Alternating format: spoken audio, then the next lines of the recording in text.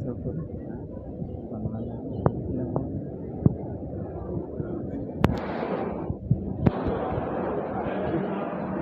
ना ना इसको ओहो आओ यार पकड़ना है भीड़ के कुछ नहाने वाला सीधा तवाफ था निकला वहाँ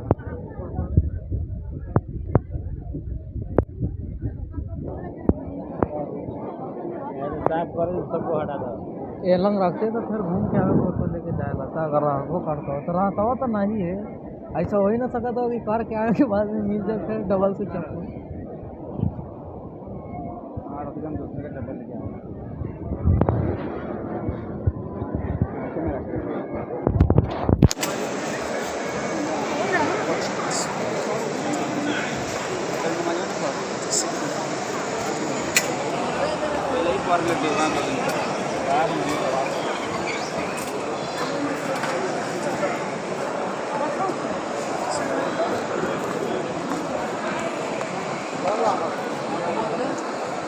साथ